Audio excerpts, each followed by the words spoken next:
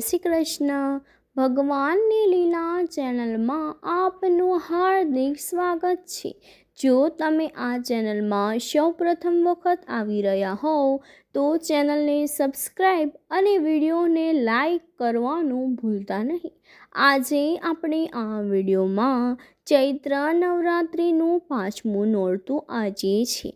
તો આજે આપણે કયા માતાજીની પૂજા કરવી, તેની વ્રત કથા શું છે, તેની પૂજા વિધિ, તેમને કયો ભોગ ધરાવવો જોઈએ, કયો ફૂલ પ્રિય છે, તે સંપૂર્ણ માહિતી આજે આપણે આ વિડીયોમાં જાણીશું. ચાલો જાણીએ. આજે નવરાત્રિના 5મા દિવસે દુર્ગા માતાના સ્વરૂપ એવા સ્કંદ માતાના રૂપની પૂજા અર્ચના કરવામાં આવે છે. શાસ્ત્રો પ્રમાણે આની કૃપાથી મૂરખ પણ જ્ઞાની બની જાય છે. જ્યારે પહાડો ઉપર રહીને સાંસારિક જીવોમાં નવચેતનાનું નિર્માણ કરનારી દેવી સ્કંદ માતા છે.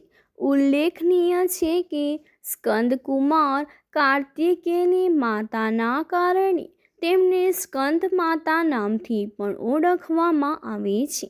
માન્યતા છે કે આની ઉપાસનાથી ભક્તોની દરેક મનોકામના પૂરી થાય છે. એવી પણ માન્યતા છે કે આની પૂજા કરવાથી સંતાન યોગની પણ પ્રાપ્તિ થાય છે.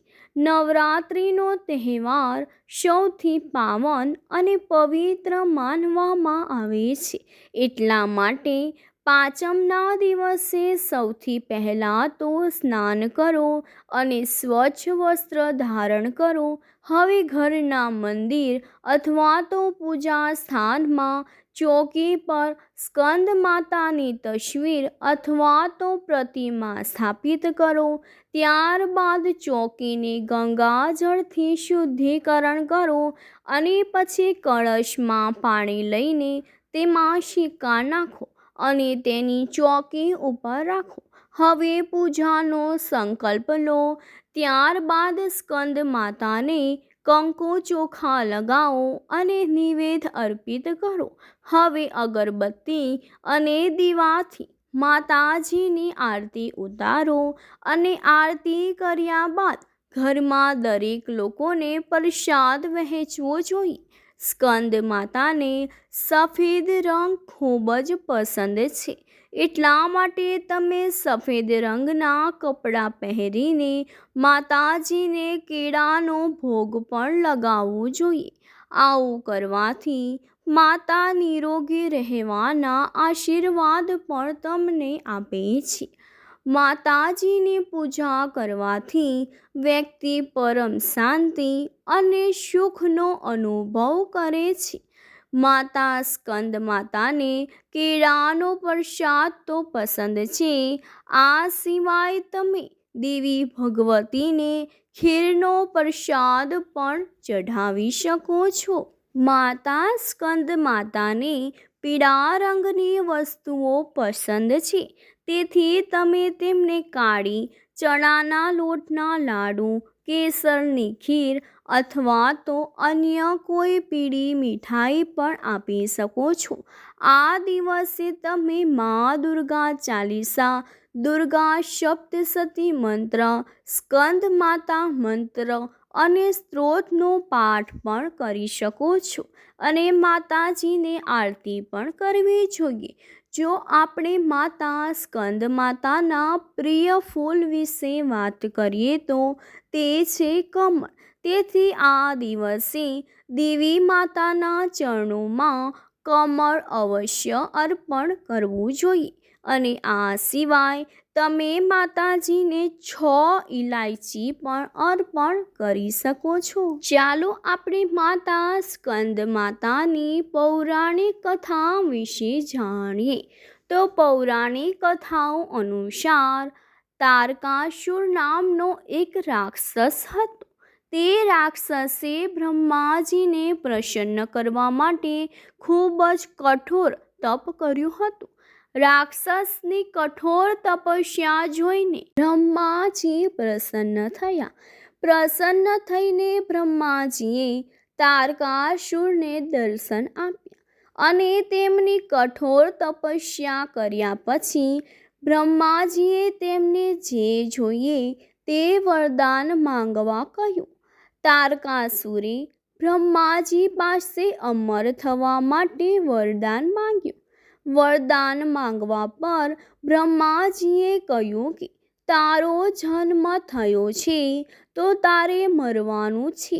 ત્યારે તારકાસુરે બ્રહ્માજીને કહ્યું કે ભગવાન, તમે કંઈક એવું કરો કે હું શિવના પુત્રના હાથે માર્યો જાઉં. તારકાસુરે પોતાની હોશિયારી બતાવી અને પોતે ભગવાન શિવના પુત્ર સિવાય કોઈના હાથે મૃત્યુ પામશે નહીં તેવો વરદાન માંગ્યું. તેણે વિચાર્યું કે મહાદેવ ભગવાન શિવ તો વૈરાગી છે, તેથી તેમનો પુત્ર જન્મવાનો પ્રશ્ન તો ઉદ્ભવતો જ નથી. તેથી તે આપોઆપ અમરત્વ પ્રાપ્ત કરશે, કેમ કે ભગવાન શિવ હંમેશા તપસ્યામાં લીન હોય છે અને તે ક્યારેય પણ પાર્વતી સાથે લગ્ન કરશે નહીં. શિવજી ક્યારે લગ્ન નહીં કરે તો તેમને પુત્ર કેવી રીતે થશે અને હું ક્યારે મરીશ પણ નહીં. તારકાસુરની આ માંગ પર ભગવાન બ્રહ્માએ તેનો સ્વીકાર કર્યો અને તેને જે વરદાનની ઈચ્છા હતી તે વરદાન પણ તેમને આપ્યું. વરદાન મળ્યા પછી તરત જ તારકાસુરે તેનો દુરુપયોગ કરવાનું શરૂ કર્યું અને બ્રહ્માંડમાં તબાહી લાવવાનું શરૂ પણ કરી દીધું. તેણે તમામ જગ્યાઓ પર એ વાતનું એલાન કર્યું કે સમગ્ર બ્રહ્માંડમાં તે અમર છે અને તેને મારનાર કોઈ નથી.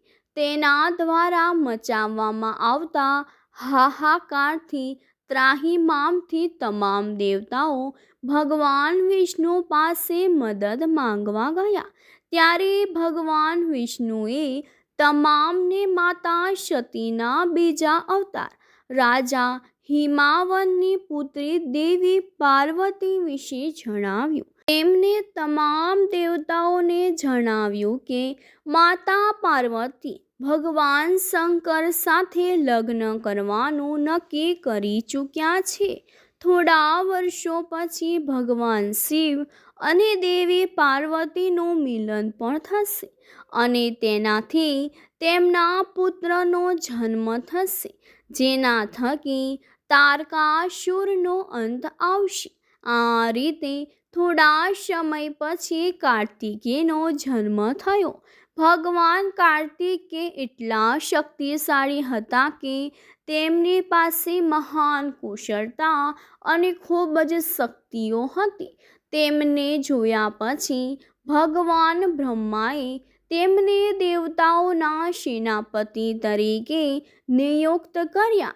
આ પછી ભગવાન કાર્તિકે રાક્ષસ તારકાસુર સાથે યુદ્ધ કર્યું અને તેનો વધ પણ કર્યો. આ પછી દેવી પાર્વતીને સ્કંદ માતા તરીકે માન આપવામાં પણ આવે છે. પૂજા સામગ્રીમાં દેશી ઘી, માટીનો કળશ, ધૂપ સ્ટિક, ફૂલો અથવા તો માળા, કુમકુમ, શૃંગાર વસ્તુઓ, ગંગાજળ, પાન, સોપારી, લવિંગ અને ઇલાયચી. સવારે વહેલા ઉઠીને સ્વચ્છ કપડાં પહેર્યા હશે. પૂજા વિધિ શરૂ કરતાં પહેલાં ચારે બાજુ ગંગાજળનો છંટકાવ કરો. માતાજીની સામે દેશી ઘીવાળો એક દીવો પ્રગટાવો. હવે તેમને ફૂલ કે માળા, સિંદૂર અને પાન સાથે ઇલાયચી, સોપારી તથા 2 લવિંગ અર્પણ કરો.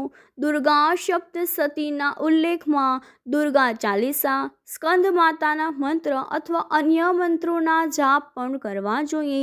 દુર્ગા સપ્તશતીનો પાઠ અવશ્ય કરવો જોઈએ. ઉપવાસ તોડતા પહેલાં ભક્તોએ માતાજીને ભોગ પ્રસાદ અર્પણ કરવો જોઈએ. દુર્ગા માતાજીની આરતી ઉતારીને તેમના મંત્રનો જાપ પણ આ દિવસે અવશ્ય કરવો જોઈએ. જો આ વિડીયો પસંદ આવ્યો હોય તો તેને લાઈક કરજો, મારી ચેનલને સબસ્ક્રાઈબ કરજો અને બેલનું આઇકોનને પ્રેસ કરવાનું ભૂલતા નહીં, જેથી આવા વિડીયો તમે સૌથી પહેલાં જોઈ શકો. જય શ્રી કૃષ્ણ, જય માતાજી.